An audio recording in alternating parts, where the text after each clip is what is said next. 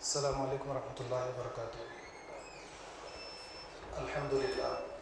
نحمده ونستعینه ونستغفره ونعوذ باللہ من شرور انفسنا ومن سیئات اعمالنا من يهده الله فلا مضل له ومن يضلل فلا هادي له واشهد ان لا اله الا الله وحده لا شريك له واشهد ان محمدا عبده ورسوله ارسله بالحق بشيرا ونذيرا يا ايها الذين امنوا اتقوا الله حق تقاته ولا تموتن الا وانتم مسلمون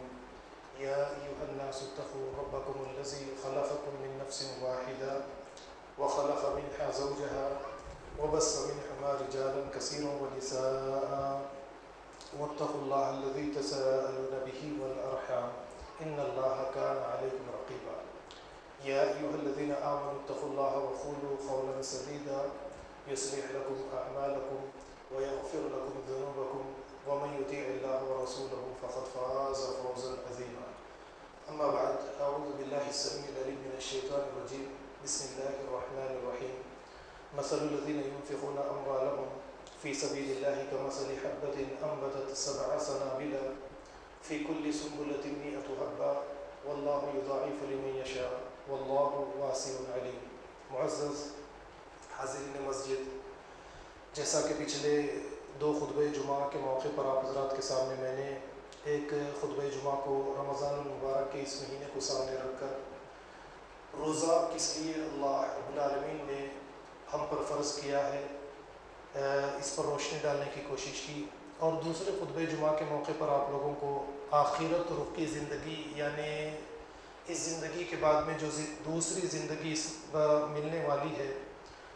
اس پر روشنی ڈالنے کی کوشش کی تھی۔ اور آج جیسا کہ آپ جانتے ہیں کہ عنقریب رمضان المبارک کا یہ مہینہ ختم ہونے والا ہے، اس لحاظ سے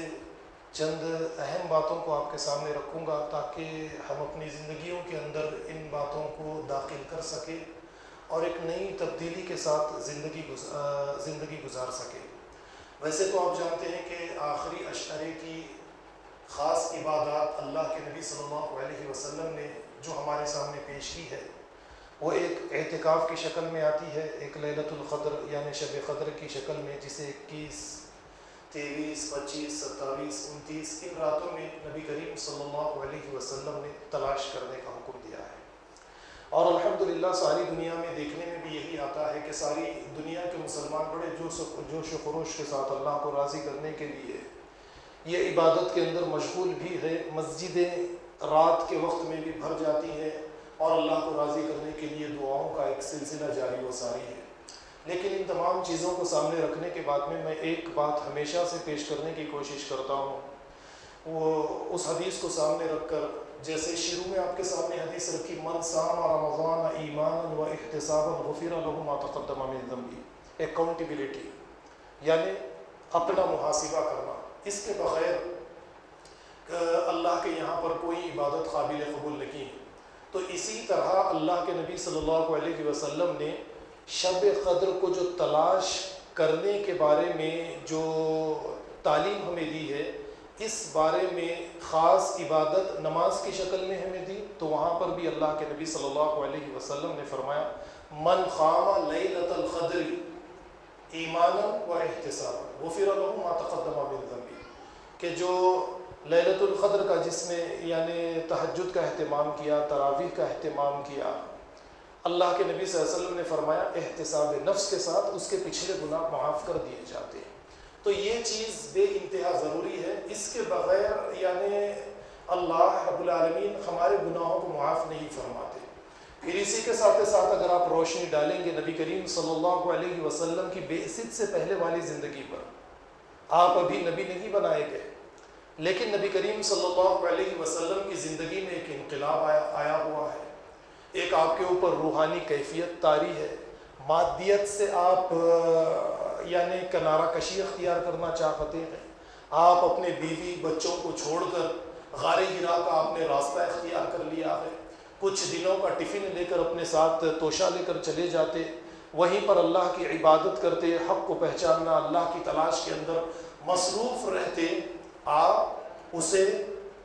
آج کے اس اعتکاف سے جوڑ کر دیکھیے۔ یعنی اللہ کے نبی صلی اللہ علیہ وسلم نے غار حرا میں ایک اعتکاف فرمایا تھا، اللہ کی تلاش کے لیے، ایک روحانیت کے لیے۔ اللہ رب العالمین نے جیسا کہ آپ جانتے ہیں حضرت جبرائیل کے ذریعے وہی آپ پر نازل فرما دی، تو اب یہی کیفیت آپ دیکھیں گے کہ اللہ کے نبی صلی اللہ علیہ وسلم نے فرمایا کہ رمضان المبارک کے آخری اشعرے میں روحانیت کو حاصل کرنے کے لیے، تزکیہ نفس کے لیے، پرہیزگاری کے لیے، رب کو راضی کرنے کے لیے دنیا سے کٹ جاؤ، اللہ کے گھر میں آ کر اعتکاف فرما لو، ایک 10 دنوں کے لیے یا جتنی نیت تم کر سکتے ہو اپنی طرف سے اتنی نیت کر کے اعتکاف بیٹھ جاؤ۔ یہ اللہ کے نبی صلی اللہ علیہ وسلم کی وہی سنت ہے جو اللہ کے نبی صلی اللہ علیہ وسلم نے اپنی نبوت سے پہلے جاری فرمائی تھی، اور اسی کو اللہ رب العالمین نے اس اعتکاف کی شکل میں ہمیں دیا ہے، تو اس کا اہتمام کرنا چاہیے۔ اور جو عبادات اللہ کے نبی صلی اللہ علیہ وسلم نے اس موقع پر بتائی، یعنی احادیث اگر آپ دیکھیں گے تو بہت ساری باتیں آپ کو ملیں گی۔ انہی دنوں میں حضرت جبرائیل اللہ کے نبی صلی اللہ علیہ وسلم کے پاس آتے، جتنا قرآن آپ پر نازل کیا گیا یہ قرآن نبی کریم صلی اللہ علیہ وسلم سے سنتے،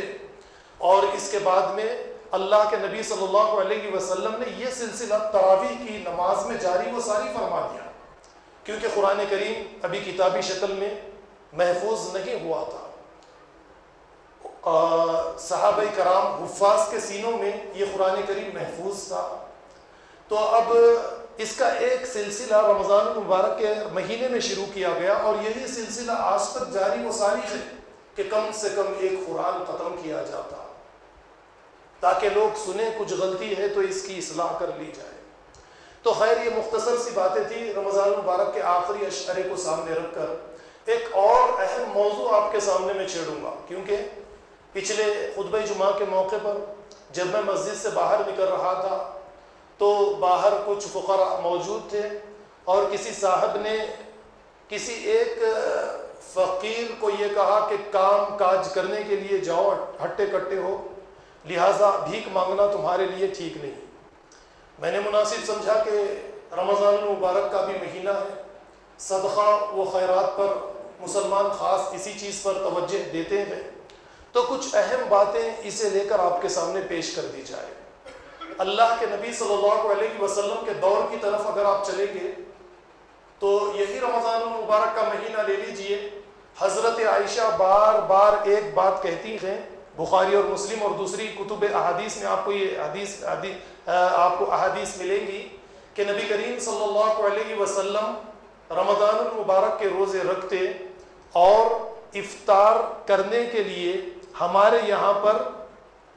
کھانے کے لیے کوئی چیز نہیں ہوتی، کئی دن ہمارے مکان میں چولہے نہیں سلگتے، لہٰذا اللہ کے نبی صلی اللہ علیہ وسلم اور ہم صرف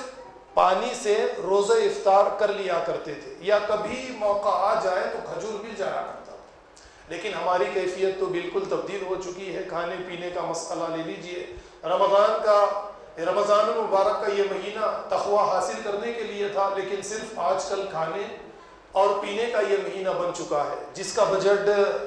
دوسرے مہینوں میں کچھ کم ہوا کرتا ہے، اس میں تو اور کئی زیادہ بجٹ اس مہینے کے اندر بڑھ جاتا ہے، جبکہ رمضان کے مہینے میں ہم مسلمانوں کا بجٹ کم ہونا چاہیے لیکن بہت زیادہ بڑھ جاتا ہے۔ چلیے چند خاص باتیں آپ کے سامنے، صدقات، خیرات، زکوٰۃ، چیریٹی، ان باتوں کو لے کر آپ کے سامنے پیش کرنے کی کوشش کروں گا۔ اللہ کے نبی صلی اللہ علیہ وسلم کے دور میں غریبی، غربا، فقراء، مساکین بے انتہا زیادہ تھے۔ آپ یہ سمجھیے کہ چاہے وہ مکہ رہے یا مدینہ رہے، صرف 10% یا 5% یا 3% آدمی مالدار تھے،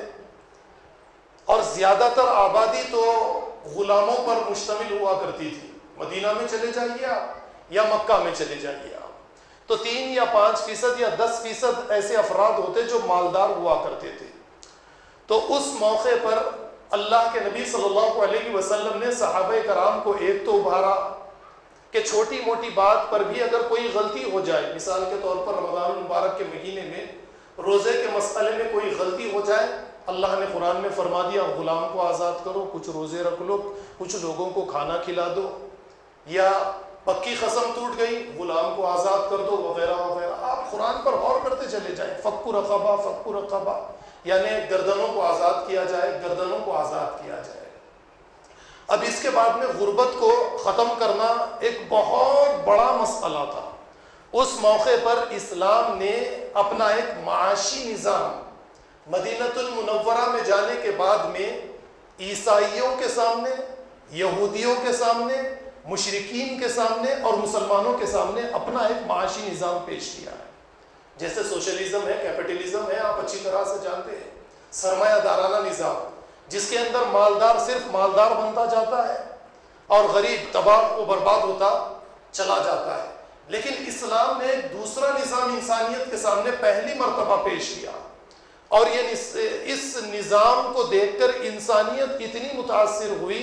کہ فوج در فوج اسلام کے اندر داخل ہونا شروع ہوئی.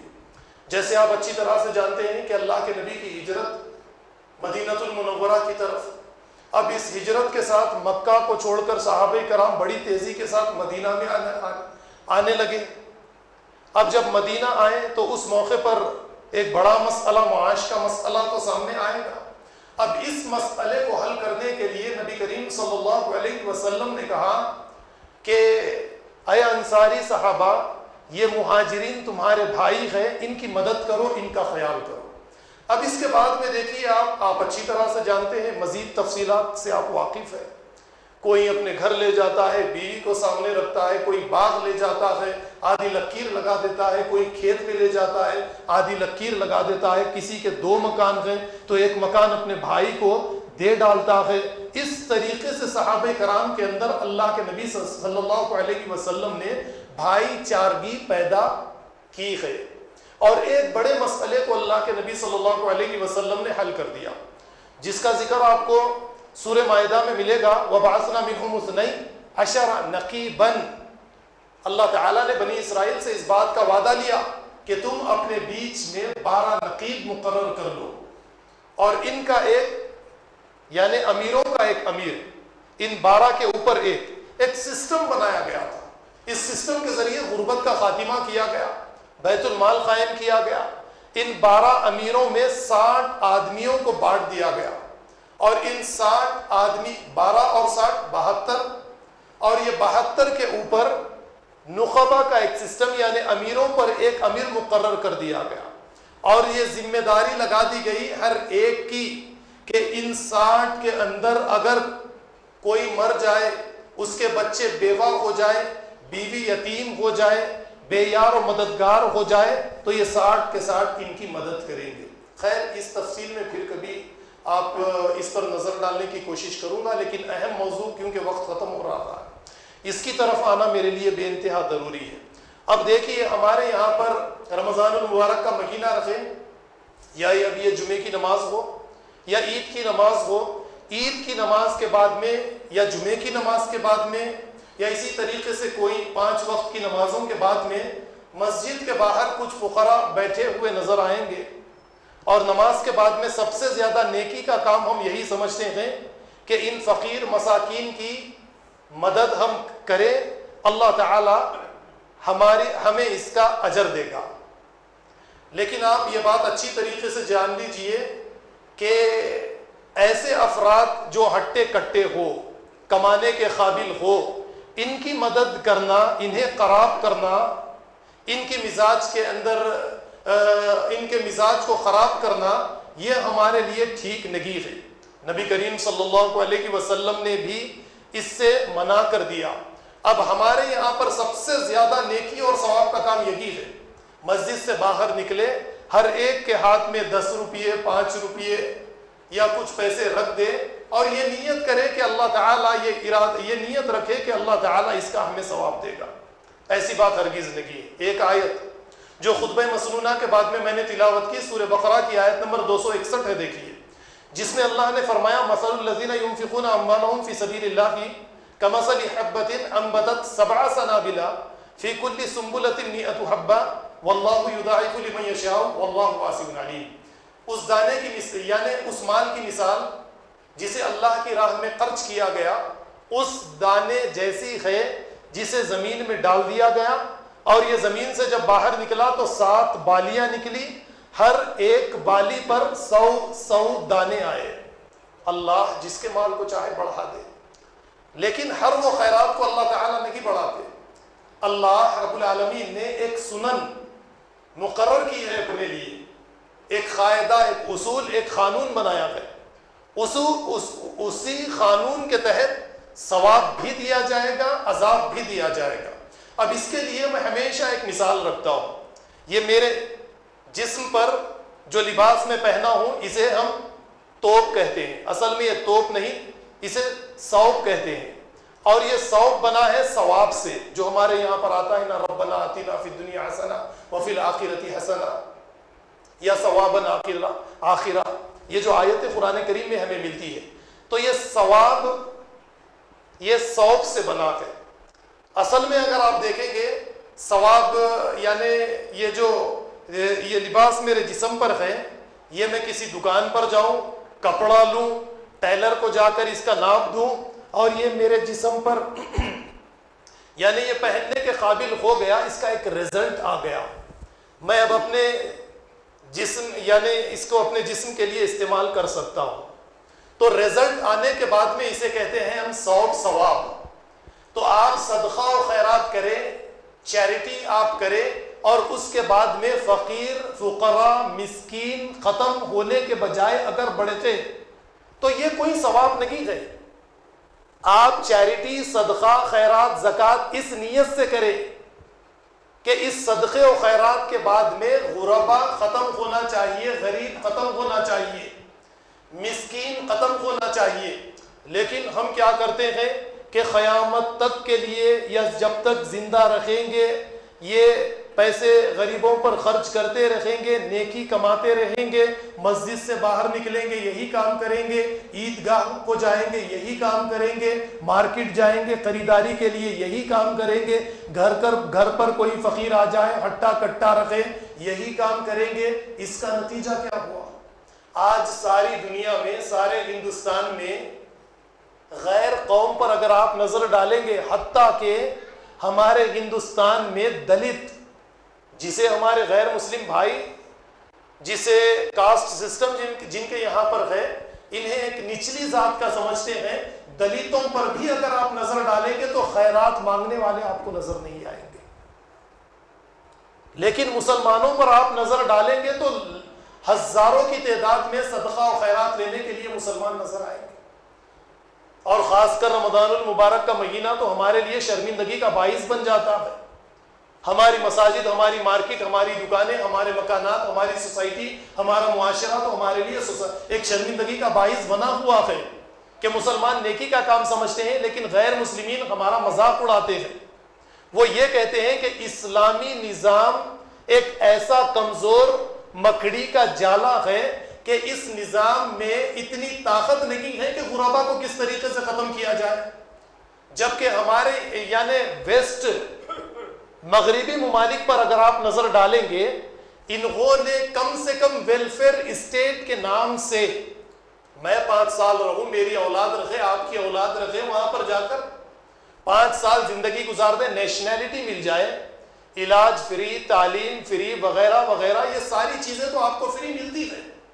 لیکن اسلام کا معاشی نظام اتنا کمزور کہ ان کے یہاں پر ہر سوسائٹی میں فقیر مانگنے والے،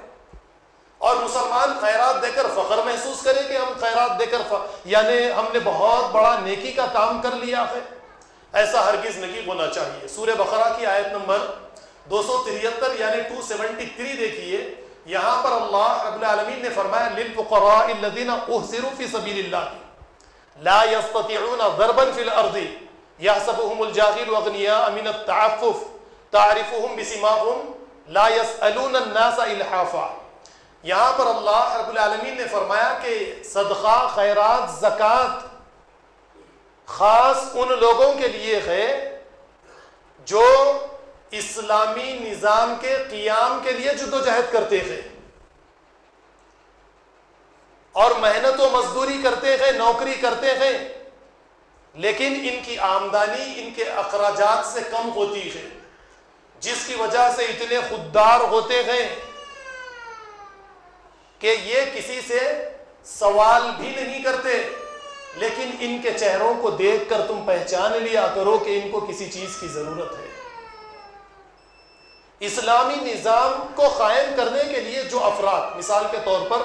مسجد کا کوئی مؤذن ہے، کوئی امام ہے، کوئی عالم ہے، جو اسلامی نظام کے قیام کے لیے جدوجہد کرتا ہے، یہ صدقہ، خیرات، زکوٰۃ، یہ مال کے حقیقت میں مستحق وہ لوگ ہیں۔ لیکن آج ہم نے کیا کر دیا؟ دیکھیے، زکوٰۃ، خیرات، صدقات کن لوگوں کو ہم دیتے ہیں؟ جس کی وجہ سے ساری دنیا کے اندر آج ہمارا نام خراب ہوتا چلا جا رہا ہے۔ وہ واقعہ تو آپ اچھی طرح سے جانتے ہوں گے کہ نبی کریم صلی اللہ علیہ وسلم، حضرت عمر بن خطاب رضی اللہ عنہ نے حضرت معاذ بن جبل کو یمن کی طرف روانہ کیا اور یہ حکم دیا کہ یمن میں جو زکوٰۃ کا مال نکلے امیروں سے لو اور غریبوں میں تقسیم کر دو۔ پہلا سال آیا، زکوٰۃ کا کچھ مال حضرت معاذ نے امیر المؤمنین کی طرف روانہ کیا۔ حضرت عمر بن خطاب نے کہا کہ زکوٰۃ جہاں سے لی جائے گی وہیں پر خرچ کی جائے گی۔ تو حضرت معاذ نے کہا کہ یہاں پر لینے والے اب زکوٰۃ کا مال نہیں ہے، لہٰذا آپ قبول کر لیجئے۔ دوسرا سال آیا تو آدھا مال روانہ کیا، یہی سوال و جواب ہوئے۔ تیسرا سال آیا تو یمن کا سارا زکوٰۃ کا مال مدینہ کی طرف روانہ کر دیا گیا۔ امیر المومنین نے لینے سے انکار کیا کہ اللہ کے نبی نے فرمایا زکوٰۃ جہاں سے لی جائے گی وہیں پر خرچ کی جائے گی۔ تو معاذ بن جبل نے کیا کہا کہ زکوٰۃ کے اس نظام کی برکت کی وجہ سے آج 3 سال کے اندر اندر یمن میں کوئی ایسے ہاتھ والا باقی نہیں ہے، ہر ایک اس طرح سے زکوٰۃ، صدقات، خیرات دینے والا ہے۔ ہندوستان کو آزادی تو آپ چھوڑ دیجئے، مغلوں نے 800 ساڑھے 800 سال یہاں پر حکومت کی، وہ بھی آپ اپنے سامنے رکھیے۔ آزادی کے بعد سے ہماری کیا کیفیت ہے اس کو بھی ہم اپنے سامنے رکھے۔ ہر سال زکوٰۃ، خیرات، فطرہ نکلتا ہے یا نہیں نکلتا ہے؟ فقیروں میں کمی ہو رہی ہے یا زیادتی ہو رہی ہے؟ تو ایک ٹارگٹ مقرر کیجئے۔ ہر سال 1000 کو دیتے تھے تو ٹارگٹ مقرر کیجئے، آنے والے سال 500 ہو جائے، 250 ہو جائے، 100 ہو جائے، 50 ہو جائے، ختم ہو جائے۔ پھر یہ زکوٰۃ کا مال اجتماعی طور پر ایک بیت المال قائم کر کے جمع کیجئے، اور اس کے بعد میں تعلیمی انسٹیٹیوشنز کی طرف ہم خرچ کیجئے، یونیورسٹیز قائم کیجئے، کالجز بنائیے، یا اس طریقے سے کوئی دوسرے کام کاج کی طرف توجہ دیجئے۔ یعنی اللہ رب العالمین نے اس مال کو رکھا ہی اس لیے تھا کہ ایک مسئلہ حل کر کے دوسرے مسئلے کو حل کرنے کے لیے، یعنی ارتقائی منازل مسلمان طے کرتے چلے جائے، وہیں کے وہیں پر باقی نہ رکھے، وہیں کے وہیں پر رہ کر یعنی ذہنی طور پر بھی امت کو کمزور نہ کرے بلکہ ان کو آگے بڑھائے اس مال کے ذریعے۔ جیسے ہماری حکومتیں کرتی ہیں، بجٹ کو کئی حصوں کے اندر، کئی شعبوں کے اندر تقسیم کر دیا جاتا ہے، ریونیو بجٹ ہوتا ہے وغیرہ وغیرہ۔ اس طریقے سے زکوٰۃ کا ایک بجٹ بنائیے، کئی شعبوں کے اندر تقسیم کیجیے۔ وقت ہو چکا ہے، اجازت، مجھے پھر کبھی موقع ملے گا تو ان باتوں کو آپ کے سامنے رکھوں گا۔ قرآن کریم کی بھی اور آیات ہیں میرے سامنے ان باتوں کو پیش کرنے کے لیے آپ کے سامنے، لیکن اس بات کو سامنے رکھیے۔ ایک اور میرے دماغ میں ایک بات آئی، اس کو سامنے رکھ کر اپنی بات کو ختم کروں گا۔ دیکھیے، آپ اگر کبھی سفر پر چلے جائیں، نماز کا وقت آ جائے، وضو کرنے کے لیے پانی نہ ملے، آپ کیا کریں گے؟ پاک مٹی سے تیمم کریں گے یا نہیں کریں گے؟ فتیمموا صعیدا طیبا، کریں گے آپ تیمم؟ کیا یہ حکم ہمیشہ کے لیے ہے؟ پانی موجود بھی رہے تو آپ تیمم کریں گے؟ نہیں کریں گے۔ آپ پانی سے وضو کریں گے، نماز کا اہتمام کریں گے آپ۔ تو ٹھیک اسی طریقے سے ہے، یہ چیزیں ہمیشہ کے لیے نہیں ہیں۔ جب غریب ہو تو زکوٰۃ کا پیسہ غربا کے اوپر خرچ کیا جائے، غربت کا خاتمہ کر دیا جائے، دوسرے ٹارگٹس، دوسرے گولز مقرر کیے جائے، اسے پورا کیا جائے۔ یہ امت کمزوری کے لیے یا مغلوب ہونے کے لیے دنیا میں نہیں بھیجی گئی، اس امت کو غالب کرنے کے لیے اور دین اسلام کو غالب کرنے کے لیے تمام ادیان کے اوپر اللہ رب العالمین نے اس آخری کتاب کو بھیجا ہے، اس کی تیاری کیجیے۔ میں اپنی باتوں کو یہیں پر ختم کرتے ہوئے اللہ رب العالمین سے دعا کرتا ہوں کہ جو کچھ بھی کہا گیا ہے اللہ تعالی ہمیں اسے سمجھنے والا، دوسروں کو سمجھانے والا بنائے۔ وآخر دعوانا الحمدللہ